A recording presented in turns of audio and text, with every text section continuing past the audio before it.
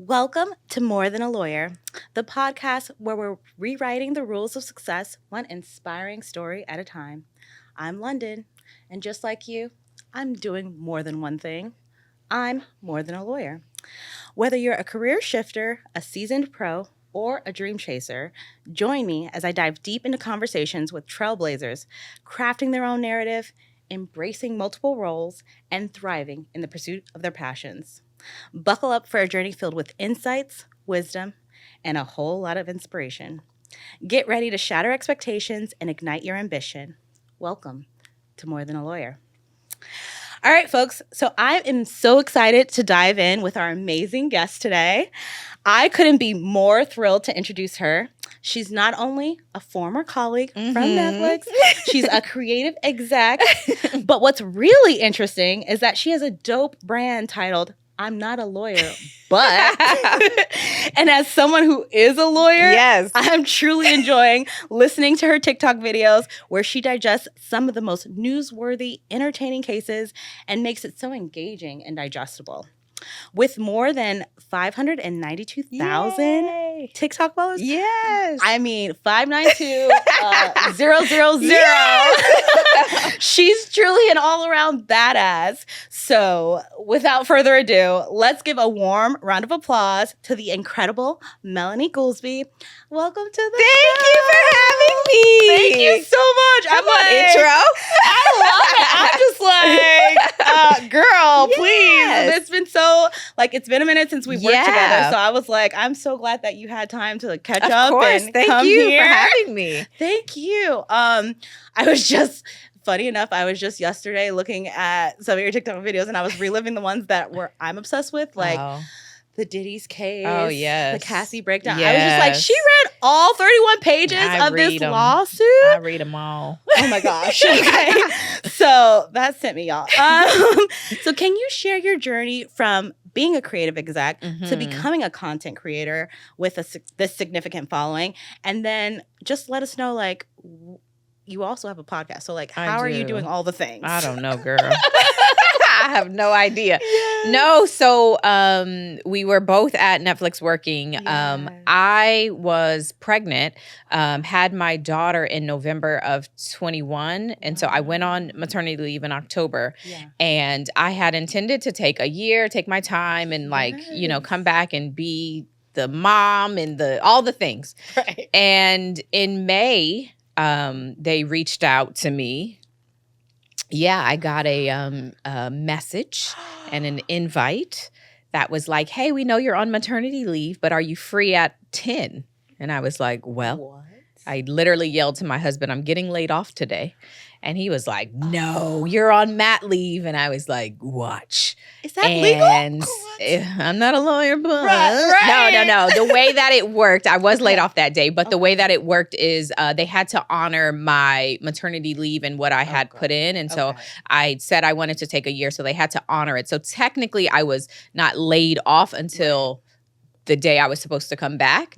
And so, but I was notified while I was on maternity leave. And so what happened is I was like, well, what now? Yeah. Because I was hoping to enjoy this first year with my second daughter. And I'm like, I don't really know. So I did, we had a conversation, my husband and I'm like, I want to still take some time. I'm not ready to, start trying to get back out there. So I did give myself some time and, had some stress, but the paycheck was still coming. So that helped. Yes. And then as I got closer, it was like, what do I do? I don't really know.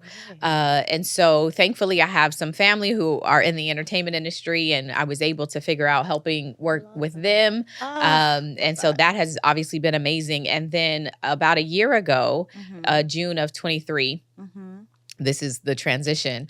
I have a podcast with my sister called Gin and Juice, where we just kind of talk about a bunch of nothing. It's like a sister girl kind of podcast. And on that podcast, I had been recapping some of the things and trials and lawsuits that I had been consuming. And so a lot of people would comment and be like, Mel, you should put this on TikTok. And I'm like, I'm not doing that. Like, I'm just telling y'all. Right. And so I had covered a trial that was out of Florida that I just get so like animated. So I'm like, you guys, this is what happened. And they were like, Mel, you got to do a TikTok. And so it was my birthday. The day after my birthday, we were going to dinner. And I was in the car headed to dinner, and I said, I think I'm just gonna like do a quick TikTok. And I probably had 700 TikTok followers. I don't know, but I'm like, that's still more than me.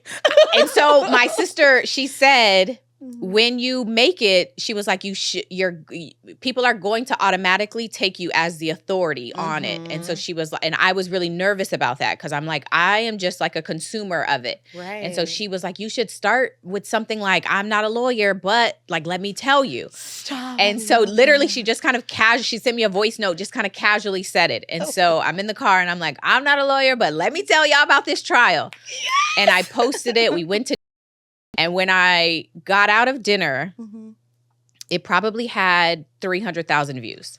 And I was like, oh my God. I don't know what's happening. Can I delete this? Because I want to stop now. No, that means you're meant to do this. No, it freaked me out. You know, like, I feel like even though, you know, we both work in like entertainment, it's different to be in front of the camera versus behind it. 100%. And I was so used to creative exec or even like programming content. Like I was used to helping propel somebody else, but not like being the somebody else. Yeah. And so I was freaking out. But by the morning, I probably went from like 700 to like 100,000 followers. Oh my God. The video reached 1 million views. And so I was like, I don't really know what's happening, but let me just keep going. Yes. And so that's how we are here. Oh my God. Well, thank you for your service. Because let me tell you, I don't know how many times where I'm like, oh, who has the time or energy to like know what's going on in a case? And you just hear like little like, you know, water cooler moments at the office and you're just like, okay, I need to fill myself in. And I swear, if I just go to your page, I'm like, oh my God, she digested it. And how do you digest it so succinctly? That's insane. And I think actually that comes from the creative exec background. Okay, like, that you know, makes sense. working in storytelling, you start to really understand how to hook people. And, you know, Netflix is one of the largest platforms who are so good at cliffhangers. 100%. And understanding how you get from, you know, getting people from one episode to the next. And so all of that goes into the way that I recount a story. I want to make sure you're hooked. I want to get you in early. I don't want to, I try to think about all of that when I'm doing it. Apparently people like it. I'm like, okay. I mean, sometimes I just do it just for the facial expressions. Because when you're like, I'm like, that's what I'm thinking. Because I don't even want to comment because I don't want to get shot. I don't want someone to come for me. But this is amazing. Oh my gosh. So how do you balance the aspects of content creation, being a mother, being a loving wife, being a creative exec, being a podcast? So it's like, that's like so many hats right now. I just got exhausted saying it. So girl. How are you doing it all? You know, when I used to work at Netflix, one of the things somebody told me, a mentor who I love, she said, you can't do everything. And some days you're an amazing wife and you suck at everything else. Yeah. Some days you are an amazing employee and worker and everything else sucks, you know, and those and so I have, not that I obviously strive to be amazing at everything, but what I, you know, accept is that I can't. And so some days I am going to be really good at being a mother and we are going to do all of the homework together and we're going to go play and we're going to do all that. And I'm not going to read a single page of a lawsuit. Wow. Other days, I'm going to read a lawsuit and we going to order in, you know? And so I try to like keep that top of mind because otherwise I will drown in guilt that, 100%. You know, that I'm not succeeding at everything. And thank you so much for saying that because I feel like, especially women, but I think people of all sorts, right? Like we all need permission to just give ourselves grace and realize like it's hard to go at 100 for every cylinder, every passion, everything. Because it's like we're raised to try to be perfect. And I feel like that's honestly the root of all like the opposite of progress Yes. is trying to seek 100%. perfection. 100%. And so I love that you're saying that. I was at a conference, a Women's Pursuit or whatever conference, where they were like, oh, it was actually the Purpose Women Summit for Black Enterprise. And they were saying, treat your life like a diversified portfolio where it's like, 30% of your time you're dedicated and focused on your family, and it's like uninterrupted time. Yeah. And then it's like, 30% of your time out of that day, I have to be like all in on my work. And it's just like, I'm sorry, like, husband, help me. Yeah. Or, someone else help me. Yeah. And then, the other time, then it's like 30%, I'm doing another passion. It's just like, and you have to give your time for yourself, right? Absolutely. Like, Absolutely. fill your cup before you're giving.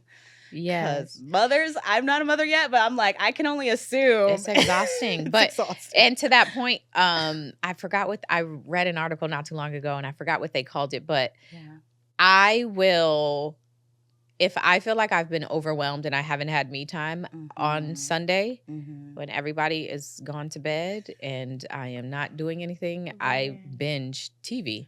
Because that's like my thing. I'm like, I don't want to think, and I binge like trash.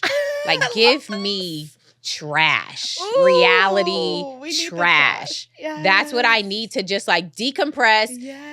Think about other people's lives, nothing to do with mine, and like judge everybody on the screen. Like, yes, let me take an hour or two to be so judgmental. Yes. And think my life is great. And then tomorrow I'll go back to the reality that my life is just like yours, girl. We all trying to figure it out. Right. No, seriously. But like, that's the me time. No, I mean, shout out to the trash TV, because I think that's my favorite pastime too. Yes.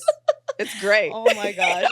And so you mentioned being a creative exec has helped you, succinctly like cut down your the tidbits from the cases. So how would you say, is that basically the way you feel like your experience at Netflix has influenced your approach and your intent to creation and storytelling in your current projects? Because I feel like working at Netflix, they're teaching you to be an entrepreneur. Because I agree with that fully.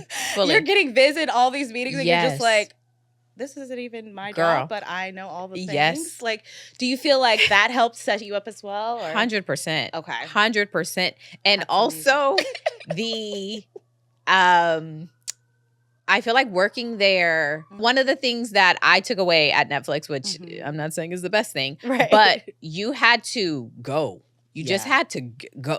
Everything was always moving and you had to keep up. Right. And so in this space that I'm in, I feel like it really prepared me to go, to think on my own, to make decisions. That was the other thing. Whether you was ready or not, they would be like, well, what's your input? I don't have an input. I just got here.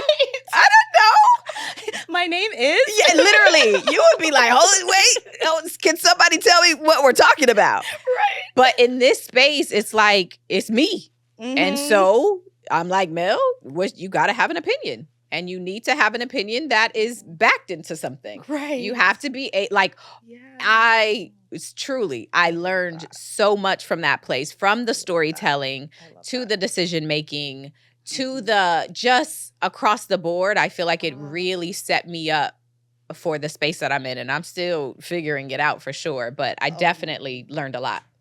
Oh my God. I love that because I can definitely relate. I feel like I was like, oh, am I meeting my twin? But as someone who has successfully, I would say to successfully. Yes. I don't know I would have put that in the Yes. We're figuring it out, but I'll take it. No, take it. I mean, I feel like people are too humble, but yes, take your flowers because you're someone who has successfully pivoted careers, I would say. What advice would you give to others looking to make a similar transition? Because like you said, you were behind the scenes and now you're in front. So for me, I see that as a pivot, which is, I think you were born to do this. Amen. So Thank I you. hope you feel that. So what advice would you give to others? I would say, number one, do it. Yeah. Try it. Like I literally was in the car on the way to dinner and just put it out there. And I've learned a lot from that first video. Mhm. I misnamed the weapon that was used in that first video, and a bunch of people in the comments were like, "You're saying the wrong name." Oh my God. And I'm like, I don't really know about weapons. I don't know about guns. I'm sorry. Right. But that taught me, okay, so Mhm. now when you are speaking and people are going to be, coming to you for a full recap, make sure you know what you're talking about. And so now that led me to using clips a lot of time. I'll use a clips that led me to making sure I have images, screenshots of a lawsuit behind me as I'm speaking. So you don't only have to take what I'm saying, but hey, read it yourself. Right. And so I really would say, number one is try it, do it, and you will learn along the way. The other thing I would say is, everybody has a first day at a new job. Yes. 100%. And when you start a job, I was just talking to my brother-in-law about this. When you start a new job, everything is so new for so long. And then one day it's just not new anymore. One day people are asking you questions because now you know. And there's no like magic moment. It just kind of happens. Yeah. And so I say all that to say, like, if you're looking to pivot or try something or whatever that is, it is you're not going to know what you're doing. Right. You're teaching yourself. But eventually you'll know. Yeah. And you just will know. It's true. I mean, my dad has always, like, my mom too, but my dad really has always said there's no such thing as failures. It's just lessons. And so it's like, even with this, I was like, ooh, my intro on the first episode was entirely too long. So got that feedback, tried to cut it. You know, it's just like, I'm learning as I'm going. Absolutely. So, 100%. I appreciate you saying that, because now I'm like, ooh, you're giving me some like grace now too. Yeah, I mean, you don't know until you do, right? Like literally. And so that is, I try to keep that in mind now, because I'm like, okay, so yesterday's video sucked, huh? Exactly. So that one wasn't good. Okay, take the learnings, apply them, move on. Right. And I'm sorry. First video, 300K views. That's like, I will take that. Like all the things. I've learned a lot since then, though, I promise. Right. So, as mentioned earlier, you cover entertaining and newsworthy legal cases. Yes. How do you ensure the accuracy and impartiality while presenting these cases? Because like I said, I appreciate you so much, because sometimes I'm like, ooh, I just want to go to lunch and just pick her brain, because I see the facial expressions, but sometimes I'm just like, I don't know. What's her take? You know what I mean? So I love that. That's intentional. Yes. I love that you're so impartial that I'm like, oh, she is a G at this. You know what? Before I worked at Netflix, I worked at CNN, actually. And so I came from news as well, and learned. I only worked there for a short period of time, but my boss at the time instilled in me very quickly, because I came from Cartoon Network. So I came from kids content into news. Okay, very different, right? Genres. Okay, we're talking about very different information. Wow. And she instilled in me very quickly about the language that I would use, about the imagery that I would use, like all of that. That's leaning to one way. And so even that I keep in mind. And my facial expressions, I intentionally leave them for your own interpretation. Yes. I may be agreeing, I may not be agreeing. I may just be shocked. I may, and what I try to keep in mind also, like, I am a Black woman and own that and love that about me. Yes. And so anything that I do, I want to make sure that the culture and the cultural capital that I have being a part of this comes along with me.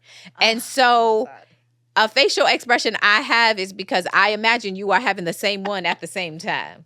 You are so right 100% of the time. That is the intention, And so I say all of that to say I do try to remain as impartial. My intention is really just to recap, to tell you what is being said, and you can decide. Although I will say the current case that I'm covering, and even I'm trying to figure out the podcast that we have is like, do I have more of my opinion? I go back and forth about that. The current case that I'm covering, I have an opinion, and that's just what it is. And I've decided I'm just going to have one. But again, it's intentional. I made a choice. I'm going to have an opinion, and I'm going to voice that. And I want to see how it goes. So it's all thought out. I love this. I mean, okay, listeners, you need to go and check out to see what her opinion is. Oh my goodness. I love this. I'm not a lawyer, but Yes! oh my gosh. So what role would you say that social media platforms like TikTok play in shaping the public disclosure around these legal issues? And how do you navigate that space responsibly? Because I feel like you're someone that is trustworthy. You're someone that, of course, because the impartial thing, that already made me like, yes, girl. I was just like, and succinctly, like, you're telling me all the bits, but somehow it's not like a minute long, which is insane. I'm just like, how do you think social media platforms like TikTok play in shaping this, you know? I think it's actually really important. I love that about TikTok, especially that it is information that for a long time, I feel like I wasn't getting. That's also a part of why I was digging into stuff myself, is because, and I appreciate journalism, and hats off to every journalist who does this work. Like, shout out to that. Yes. But sometimes I would read an article and I would feel like I'm still missing something. I would want to see it myself. I would want to read it myself. And a lot of articles will give you their recap, which is always biased because as people, we are naturally biased. But I would want to see it in myself. And so one of the things I love about social media now is that information is just more easily accessible. Yes. To get a lawsuit, you have to know the courthouse. You have to many times create the account. You have to pay for documents, right? Like all of that goes into it. And so many times people just don't have access to that information. But social media platforms, people like me will go and buy the lawsuits and then recount it, but also give you access to it. And so I just think that it allows people access in a way that we historically didn't have, but also didn't know how to get. And so these platforms help that. 100%. I mean, I shouldn't even admit this because I am a practicing lawyer, but I do transactional. Shout out to you, the real lawyer in the room. No, trust me. Sometimes I'm like, am I? No. But I do transactional law. So it's like, even hearing that, I don't do litigation. So I don't know the system in the court. When my friends are like, oh, can you help me sue this person? I'm like, oh, sorry. That's not my specialty. You want to do this production agreement? I got you. But yeah, like it's definitely feels like it's a lesson for me. I feel like even law school, we learn to be judges, not lawyers. So it's so interesting to see that process and that lens through you. I was just like, wow. It is a bit of nosiness, okay, that has inspired me to figure it out. But sometimes it takes me a while too. I'm like, I can't figure out where this lawsuit is, how to access it. And I'm just gonna say, I recently, because what happens for a lot of larger platforms is that attorneys and people give them that stuff directly, right? So they're not going through the process I am. I am having to figure it out, and I'm paying. Those people are getting it directly. And so I was expressing to my husband, like, I got to figure out how to develop relationships, right? Like, as you start your thing, eventually you have to grow and scale it. And so now I'm like, I have to develop relationships. I have to make sure people respect me and respect the kind of thing that I'm doing so that they will too want to send me their 100%. Lawsuit or whatever and know that I'm going to cover it responsibly. And so I reached out to an attorney recently. I love this. And they responded. Oh my God, I was so excited. Wait, yes. Oh my God. Look at me. Look at honestly, they gave me a statement. It was the whole thing. I was really, really excited to that just gave me chills. What? It's literally showing you closed mouths don't get fed. And when you ask, you never know. You never know. Oh my gosh. Yes. Now I'm like, okay, come to a Langston Bar Association with me because, hey, I really want to take the California Baby Bar. Yeah. It's a whole thing. It's a whole thing. Don't let me distract you. No, I love this stuff. Like, wait, tell me more. Anything you need, any old books, I'm happy. I need them. Yes, I will be giving because I'm like, they're just sitting there. Oh my dust. But what was I gonna say? Oh my gosh, I just love this conversation. I'm distracting you. I'm sorry. No, because I'm just so fascinated. I'm just like, where does your passion for like legal cases come from? Is it just like you said, transparently nosy. I can agree. I'm nosy too. But like, I'm nosy and I still don't feel like reading that case. You know what I mean? So we're just like. The other thing is education. It really is. A lot of people don't know. And so, like, one of the things that I'm really big on is that people, anytime there's a civil lawsuit, I get a ton of comments and there's a ton of confusion about why they just want money instead of making, pressing charges and having them go to jail. But people don't understand. I literally was just tweeting this. Criminal charges are the state's way of punishing you for breaking their laws. Civil lawsuit is me suing you because what you did to me. Right. Those can coexist. Yes. And so those are the kind of things that I'm like, oh, y'all don't know this. Oh, y'all don't. And so it is nosiness, but it's also like I want to understand, and I want, especially our community, I want people to know, why this happened, how it happened, and explaining why you should go to jury duty when you get your summons. Yes. Why you showing up matters. Like you literally are a part of the system, and if you're not doing your part as well, like you can't really have all the opinions. Right. And so I really that also is like a major driving factor in why I do this. No, we need it. We need to hear it. And you're so relatable. So it's like, it makes us feel like, this is interesting because she's interested too. I love that. So what would you say is like some memorable moments or cases that have particularly resonated with your audience where you're like, this hit and I didn't even expect this one, or this is something I thought would, and it obviously did resonate with them? I would say Hannah Payne. There's a case out of Georgia that anything that I cover I'm covering it because I'm first interested, right? I'm like,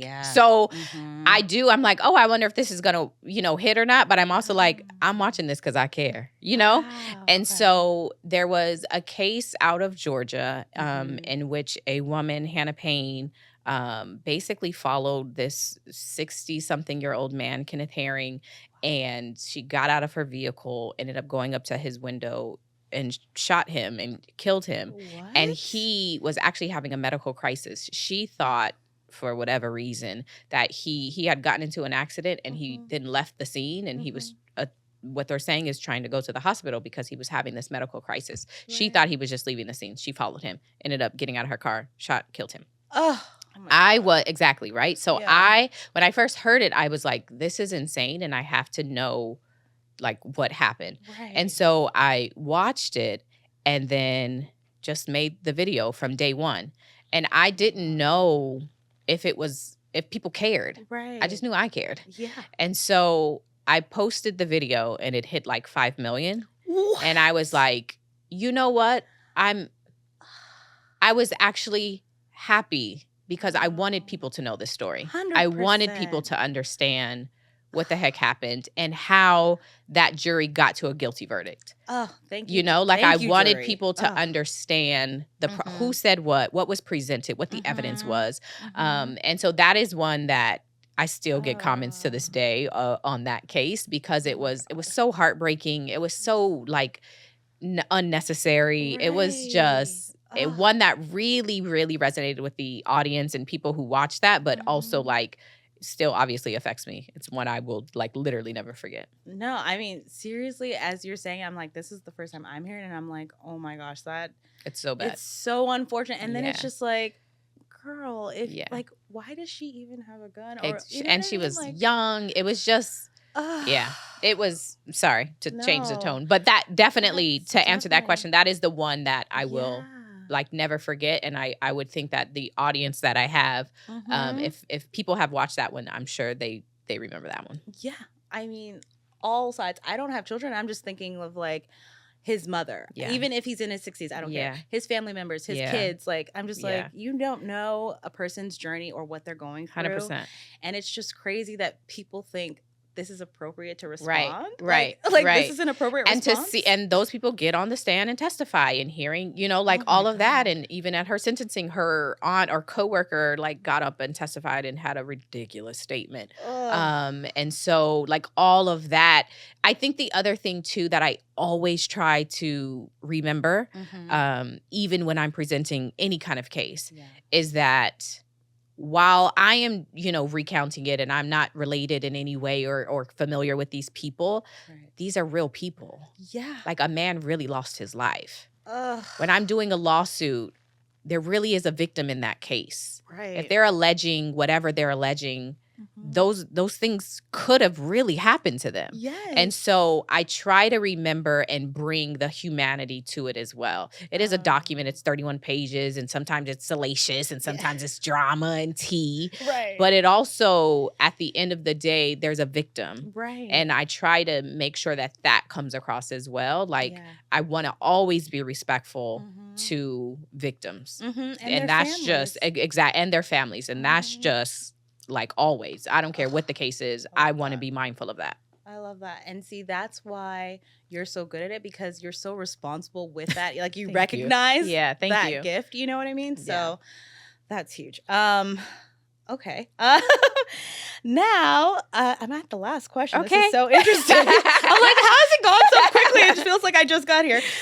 So I love your title, I'm Not a Lawyer, But.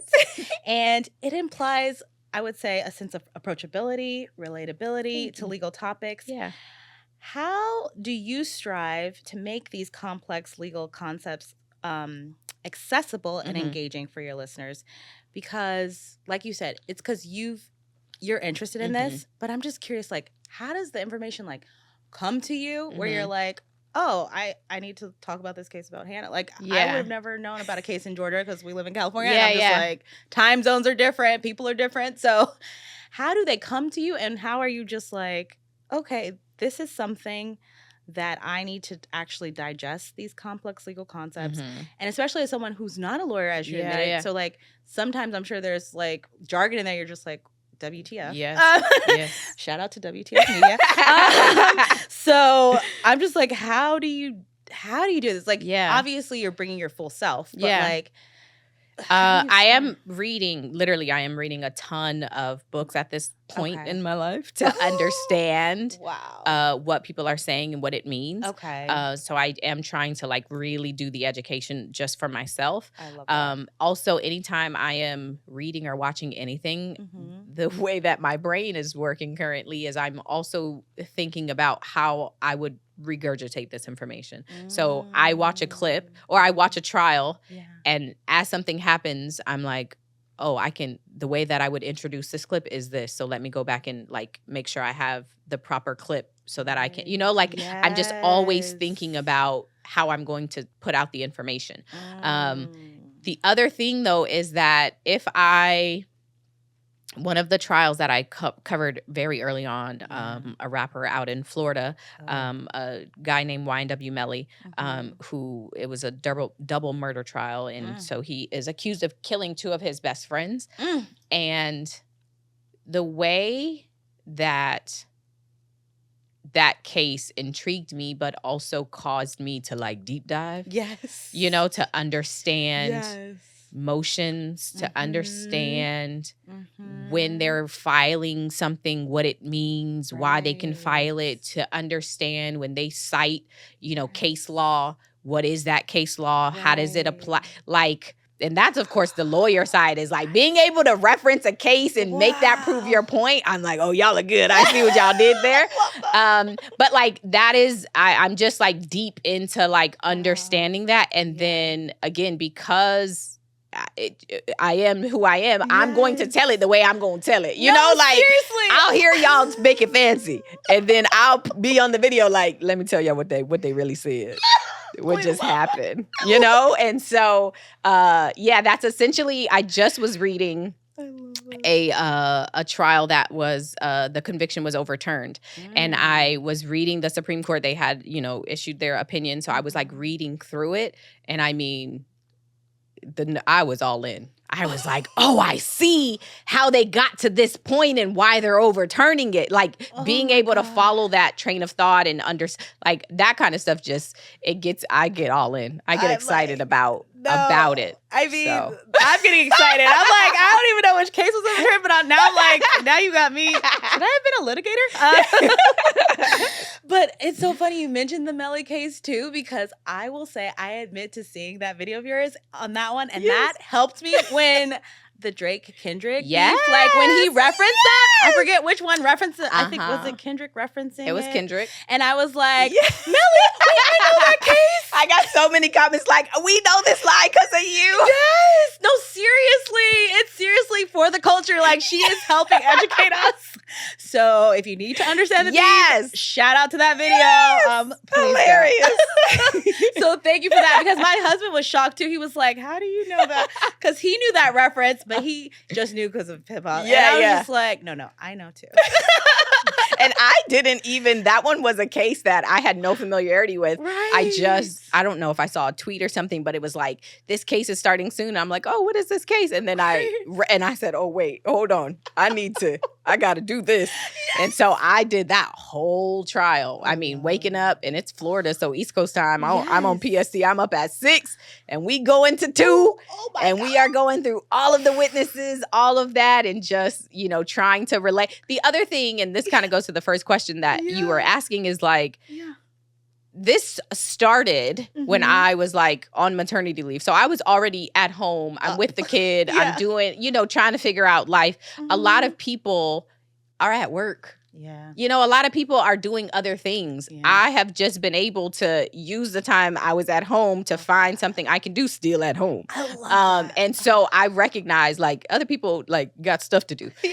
This is my stuff to do. But you maximize that mat leave, because being a mother is a full-time job. And Amen, of 2, girl. I'm like, oh, my goodness. I can't even imagine. I want to put him out of my house every day.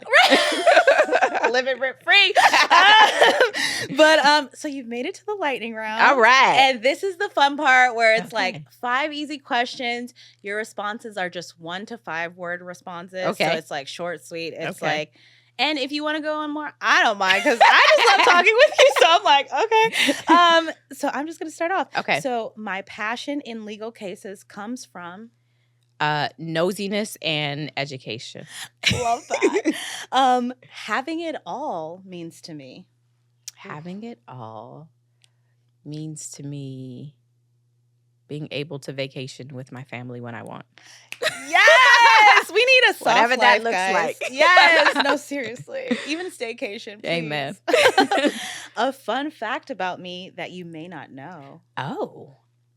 A fun fact about me that you may already shared. I started at Cartoon Network. Many people are always like, what? How are you here? That is shocking. I got hit by a car when I was in 1st grade and broke my leg. What? Yes. We lived in Germany. My dad was in the military, so we were living in Germany, my sisters and I were riding our bike to my mom's job. What? I was last in line when we crossed the street. I got hit by a car. Broke my leg. Oh my gosh. That was a good one. That is, I just got like stomach pains, all the things. Like, I should sue him. No, seriously. That was technically 2 fun facts, because you lived in Germany also. Yes. Black on a military woman base. In Germany? I need Yes. to know more. Guten Tag. Because I have cousins that were military brats living in Germany. Yeah, so I love that. I'm like, oh, yes, queen. This is why you feel so familiar, Wow. Okay. We're going to unpack that after the session. Sorry, guys. Do more what? What do you want to do more of? Oh, do more. Child, I want a vacation. Can you tell? Yes! I want to do more vacations. That's what I want. You deserve it. I really do want a vacation, but I really want to do, I would say vacation. That's it. Yes. You need the balance. Yes. Because we can't, I think being a workaholic is overrated. Yes. Sorry. Amen. The other thing that is weighing on me, though, I recognize the season that I'm in is like one of building. Yes. And so I'm like, don't burn out. So you Right. need the vacation, but you also are in the season of like build. Yes. So it's the balance I'm trying to create. No, seriously, you're protecting your energy. And I think that's literally the best advice you could give anyone. No wonder you're Bob. Like, you have the Bob wisdom right now. Yes. Because my mom's always telling me, like, I always talk about work. And I was like, oh, that's an interesting feedback. I didn't know that that's what I talk about when I call her. She's like, good or bad. Anything else? Yeah, she's like, anything else you want to share? How's Sheldon? How's Bear? I was like, oh, yeah, I love them. They're great. But, like, there's no tea there. So I'm like, okay, that's good to know. And then this podcast is so needed because... whatever your thoughts are. Your podcast. Yes, I love it. Okay, cool. This podcast is so needed. I am a huge fan of First of all, just like casual conversation of Yeah, people, getting to yes. know the behind the scenes, getting to Mhm. understand all of that, and Mhm. doing it in a format that is casual, relatable, Yes. approachable. Thank you. And so that has been my experience for sure, being on Love here and this. just being able to, it's like girl talk, just It casually being is. able to talk about, what's going on, but also Yes. doing it in a relatable way. So I love No. it. Shout out to you for doing it. Thank you. Shout out to you for being one of our amazing guests. Thank you. I'm just like, I'm so in awe of you. I'm just like, oh my God. I mean, that's all the time we have for today, but I'm just saying it was a pleasure Thank having you as my Pleasure to be guest. here. Yes, you did all the things. You were inspiring. Thank You you. were yourself. And you gave us the real. Because Yes. I've always been like, what is she thinking? Summarizing this, how does she do this so well? I wish we had more time. But yeah, so are there any last thoughts before I end this? No, thank you for having me. I'm not a lawyer, but on all the things. Yes, all the things. All the things. TikTok, YouTube. I have an Instagram that I'll be in and out of. But still, we still gotta support the it's Instagram. fine. Follow the other places and it'll be fine. Yes, and I love that's what I would say. And your podcast with your sister. And Gin and Juice. Yes. Gin and Juice podcast, which is a completely different vibe. Those are all just like good girl. We talk reality TV. We talk all the things. So yeah, Gin and Juice podcast. Trust me. As well. All my friends, all my girlies, we love some trash talk reality TV. So like I will be definitely tuning in. Okay, well, all right, folks, this is London signing off, and I hope you were equally inspired by today's conversation. You learned some tidbits and some newsworthy stuff. Be sure to tune in next week, where we will have another special guest showing us how cool it is to do more than one thing and or make that leap. After all, we're so much more, guys. So thank you. 100%. Toodles. Bye. Bye. Thank you. Oh my God, that was so quick. It felt like too fast for me. I was like, oh.